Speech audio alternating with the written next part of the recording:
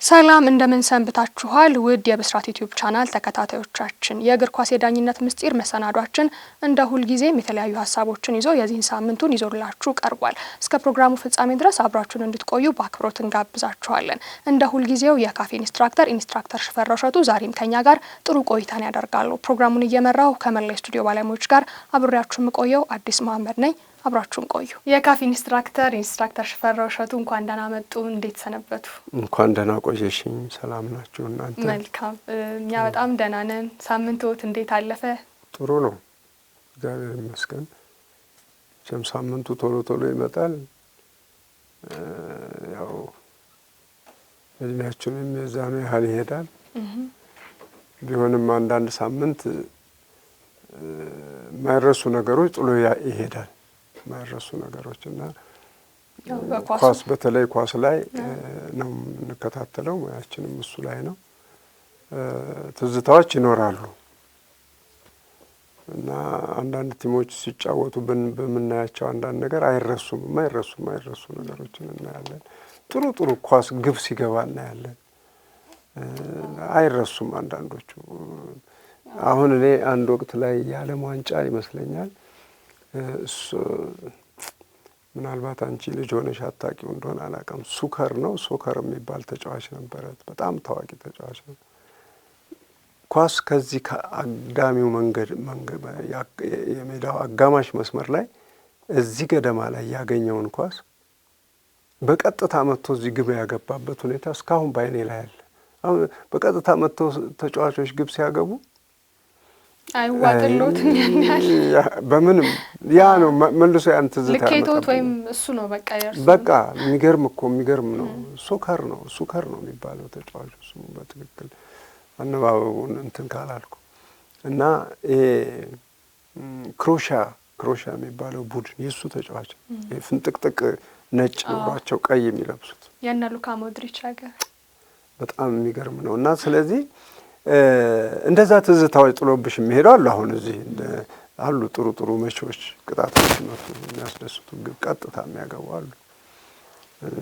ደግሞ አንዳንዶቹ ግቦች እንደው በማዕዘንና በቋሚውና በአግዳሚው መካከል ታኮ ሲገባ ስታዩ ሂድ እንደተባለ ሰው በሜትር እንደላከው አይነት የሚገቡ ግቦች አያለሁ አልፎና በጣም ይገርመኛል። እንደዚህ አይነት ትዝታዎች እየጣሉብን ይሄዳሉ። አሁንም እኮ ኢንስትራክተር ወደፊት አሁን ባለንበት ላይ ሆነን ደግሞ ከሆነ አመት በኋላ ልክ አሁን እርስዎ እንዳነሱት እንደ ክሮሻዊ ተጫዋች ግብ የሚነሱ በጣም በርካታ ነገሮች ይኖራሉ። እንደ ፎርቢች የሚመቷቸው እነ ሩኒ የሚያገቡት ግቦች አንድ ወቅት ላይ እንደዚህ አንድ ሰሞን እንደ ጉድ ነበር የሚወራው። እዚህ ጋር ሆኖ እንደው ሲያጥፈው ገባ። አሁን ላይም እኮ ክርስቲያኖ ሮናልዶ በ40 አመቱ ለአልናስር እየተጫወተ እንደዚህ አይነት ጎሎችን ያስቆጥራል። እንደዚህ ነገር ሲመጣ ይገርማል። እንደ ኳስ ነገር ብለሽ እንትን ታያለሽ። እንደዚህ እያደረግን እንሄዳለን። ሳምንቶች እንግዲህ በዚህ መልክ ያልፋሉ። መልካም ኢንስትራክተር፣ ወደ ዛሬው ፕሮግራማችን እንግባና ግብ ጠባቂዎችን መንደርደሪያ ወይ መነሻ እናደርጋቸው። አንድ ግብ ጠባቂ ኳስን ከያዘ በኋላ መልሶ ወደ ጨዋታ ለማስጨመር ወይም ደግሞ ወደ ጨዋታው ለመመለስ ያችን ኳስ በመሬት ያንከባልላል። ነገር ግን ይህ ሁሉ ነገር ሲሆን የተጋጣሚ ቡድን ተጫዋች ከኋላ ተደብቆ ወይም ደግሞ ሳያየው ከኋላው ነበርና ያ ተጫዋች ይህንን አጋጣሚ ጠብቆ ወይም ደግሞ ተጠቅሞ ያችን ኳስ ከግብ ጠባቂው ይነጥቅና ጎል ያስቆጥራል፣ ወደ ግብነት ይቀይራታል። በዚህ ጊዜ ምን አይነት ውሳኔ እንጠብቅ ከዳኛው? በእርግጥስ ይቻላል ወይ እንዲህ አይነት ነገር? አሁን ይሄ ነገር እንዴት መሰለሽ፣ ብዙ ጊዜ ግብ ጠባቂዎችን እናያቸዋለን። አሁን እየለመዱ ስለመጡ ነው። እነዚህ እንደዚህ ናቸው፣ ሁሉም አሉ።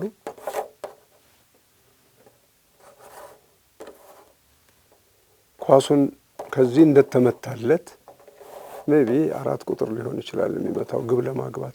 ልክ ሲመታለት እንቅ አድርጎ ይይዝና ከእጁ ላይ የያዘውን ኳስ ግብ ጠባቂ መሬት ላይ ማሽከርከር ሲጀምር ጨዋታ ውስጥ ገብቷል ኳሱ። መልሶ ከያዘ ምን ይሆናል? ሊቀጣ ነው በሁለተኛ ቅጣት። እሱ መልሶ አልያዘም። ይሄን ኳስ አሽከረከረው፣ እየገፋ ይሄዳል። ይሄ እዚህ ቅድም ማዕዘን ምት መጥቶ የተመለሰ ተጫዋች ነበር እና አልወጣም ከዚህ አላሰበውም፣ እሱ አላስታወሰውም። በዚህ አቅጣጫውን ነው የሚያየው። ስለዚህ ፈጥኖ ይሄድና ይሄን የሚንከባለል ኳስ ከዚህ ጋር ያጥፈዋል፣ እጥፍ አድርጎ ያገባዋል። ይሄን ኳስ ይቻላል ወይ ነው? ምን የሚከለክለው ነገር አለ ነው? ጥፋት አጥፍቷል ወይ ነው? አሁን ጥፋት አጥፍቷል ወይ ነው? ጥፋቱ ምንድን ነው ሊሆን የሚችለው? አሁን እዚህ ጋር እንግዲህ ሚስጥር አለ። ጥፋቱ ምንድን ነው ሊሆን የሚችለው? ኳስ የት ነው? ተጫዋቹ የት ነው? ኳስ በማገር ናት ያለችው። ለምን ይህን ስንል የኦፍሳይድ ጉዳይ ይነሳል። ይሄ እዚህ ከሆነ ኳሱን ይሄ ይዞ እየገፋ ከሆነ ይሄ ሰውዬ ምንድን ነው የሚያደርገው? እዚህ ነው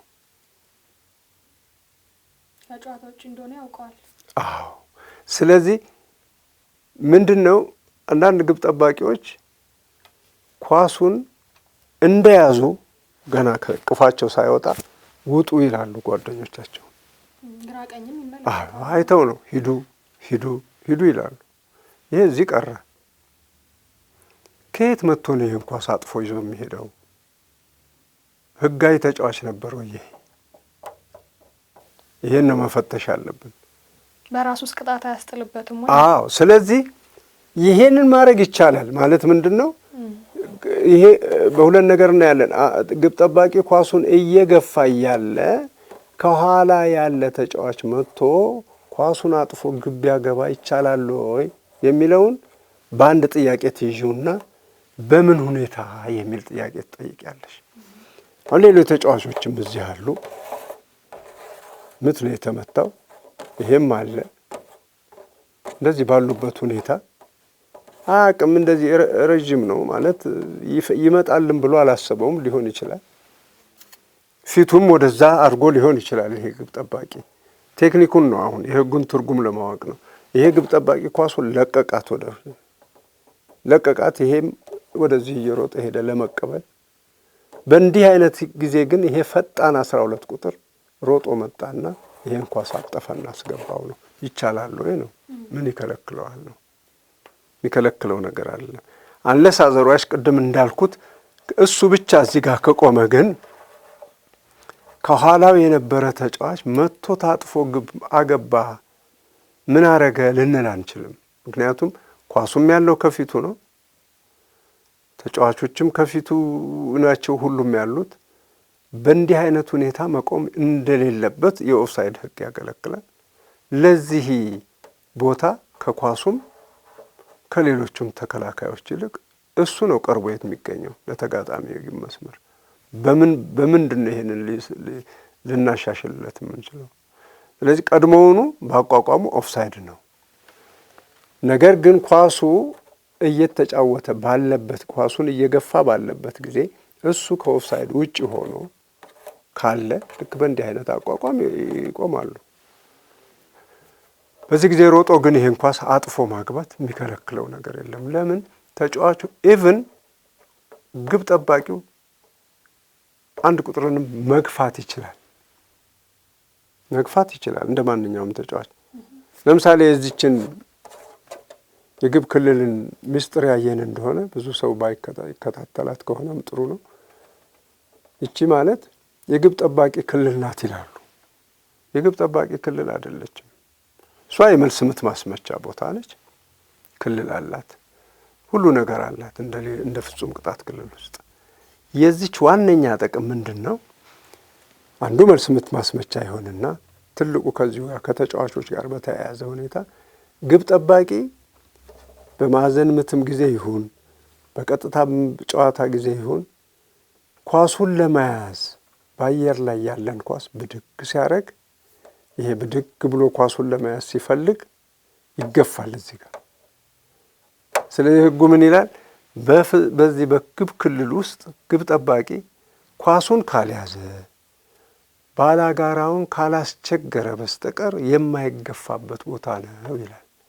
ኳሱን ከያዘ ሲል ግን እንዲህ በእጅ መያዝ አይደለም። ኳሱን እየተጫወተ ለምሳሌ ይሄ ግብ ጠባቂ አቆመና በደረቱ አውርዶ ኳሱን እየተጫወተ ነው። ኳሱን ይዟል አልያዘም? አሁን ይዟል። ምክንያቱም መያዝ ማለት እንደኛ ሀገር ቋንቋ ሆኖብን ነው የተቸገርነው። እኛ መያዝ ሁሌ እንዲቅፍ ማድረግ ነው አይደለም። ኳሱን ያዘ፣ ገፋ፣ ሄደ፣ ሰጠ ለገሌ፣ እገሌ ያዘ፣ ተቀበል፣ ያዘ። ሁሌ እንግዲህ በእጅ ነው የሚያዘው። ስለዚህ ነው አሁን ኳሱን ይሄ ግብ ጠባቂ ለቋታል ወደ መሬት። ለቆ ግን በእግሩ እየተጫወተ ነው። ግብ ጠባቂው ይዟል እየተጫወተ ነው የሚሉት። ይዞ አይደለም የሚጫወተው፣ በእግሩ እየተጫወተ ነው። ይሄን ተጫዋች ግን 12 ቁጥር ኳሱን ለመቀባት ሲመጣ እንደ ማንኛውም 10ን 9ን 11 እንደሚገፋው እሱንም ገፍቶ ኳሱን መቀበል ይችላል። ይገፋል ግብ ጠባቂ፣ ምንም የሚነካ አይደለም አይባልም። ብቻ ኳሱን ሊይዝ በሚልበት ጊዜ ላይ ተጋጣሚውን የሚያስቸግር ሆኖ ሲገኝ ያን ጊዜ ካላስቸገረ በስተቀር ኳሱን ሊይዝ በሚያደርገው እንቅስቃሴ ካልሆነ በስተቀር በሌላው ጊዜ ግን ግብ ጠባቂ በመሆኑ የሚቀርለት ነገር የለም። ይገፋል እንደ ተጫዋቾቹ። ለዚህ ነው እኮ አጠገቡ ላይ ሲደርሱ ተጫዋቾች ገፍተው ነጥቀውት ግብ የሚያገቡት። ይቻላል፣ ይፈቀዳል ማለት ነው። እና ወሳኙ ቦታው ነው ቦታው ነው። እንደዛ ነው የሚሆነው። ኢንስትራክተር እንደው ከግብ ጠባቂዎችም ሳንወጣ አንድ ርዕሰ ጉዳይ ደግሞ እናንሳና ወደ ውድ ተመልካቾቻችን እናድርስ። በቅጣት ምት ጊዜ አንድ ተጫዋች በቅጣት ምት ጊዜ ምናልባት ኳስ ሲመታ ለግብ ጠባቂው ለራሱ ግብ ጠባቂ ነው የሚሰጠው። የተሰጠችውን ቅጣት ለግብ ጠባቂው ለራሱ ግብ ጠባቂ መልሶ ይሰጣል። ነገር ግን ያ ግብ ጠባቂ የቡድን ጓደኛው አይነካትም ወይም ደግሞ ምንም አይነት ንክኪ ሳይኖረው ግብ ይሆናል። አንደኛ ጎሉ ይጸድቃል ወይ? ዳኛው ምን አይነት ውሳኔ ይወስናሉ? ምን አይነት ውሳኔ እንጠብቅ የሚለውን ነገር እናንሳ። ያው ቦታውም ስለሚወስነው እንደተባለ በቅጣት ምት ጊዜ የሆነ ነገር ስለሆነ እንዴት ይታያል ከህግ አንጻር? እንግዲህ ቅጣት ምት ነው ይሄ። ቅጣት ምቱን ማን ነው እየመታ ያለው እንበል? ግብ ጠባቂው ነው ወይስ ተጫዋቹ ነው? ማን ነው ተጫዋቹ? 9 ቁጥር ነው እንበል። ይሄን ግብ ጠባቂ 9 ቁጥር ኳሱን ይመታል። የሚመታው ለግብ ጠባቂው ነው።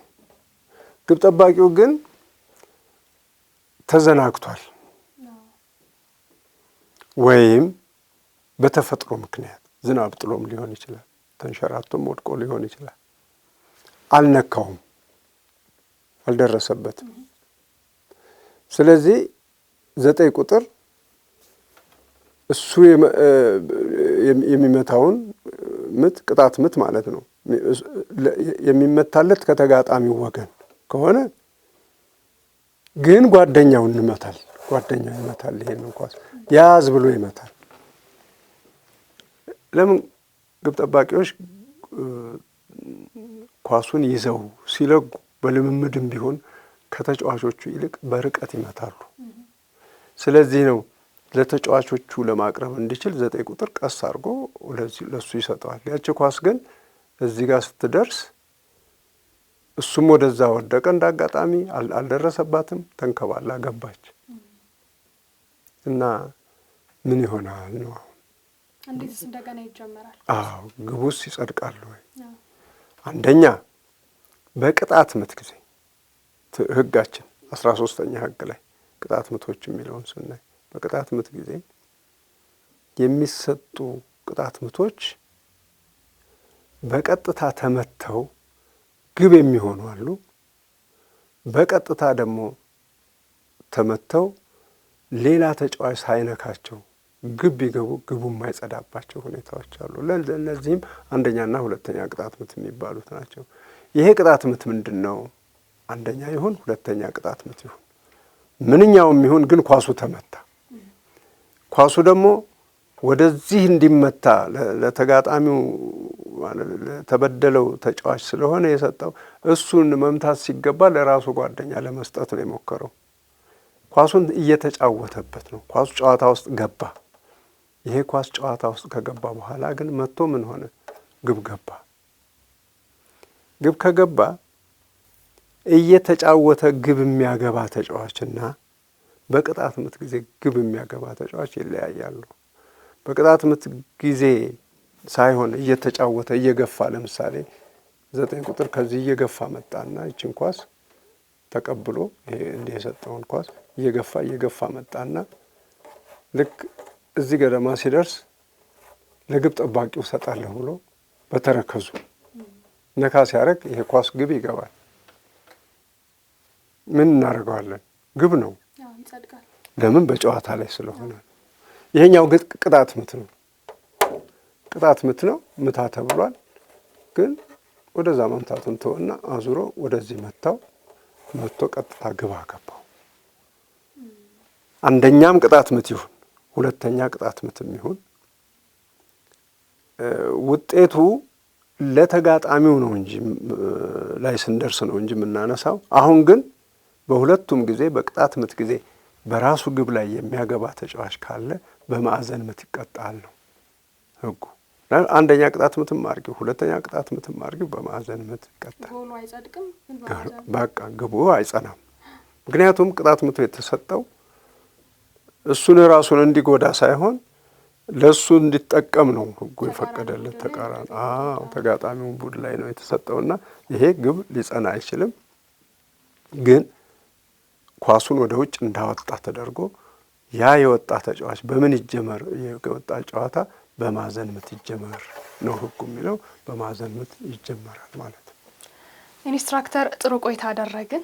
የዛሬውን እዚህ ላይ እንቋጭና ለሳምንት ቀጠሮ ይዘን እንሰነባበት። ስለነበረን ቆይታ በውድ ተመልካቾቻችን እንዲሁም አድማጮቻችን ስም እጅግ አድርገን እናመሰግናለን። ውድ ተመልካቾቻችን ለዛሬ ያዝንላችሁ መሰናዶ ይህንን ይመስል ነበር። ሳምንት በሌላ ጥንቅር ዳግም እንገናኛለን። እስከዛው ድረስ በያላችሁበት ቸር ቆዩልን።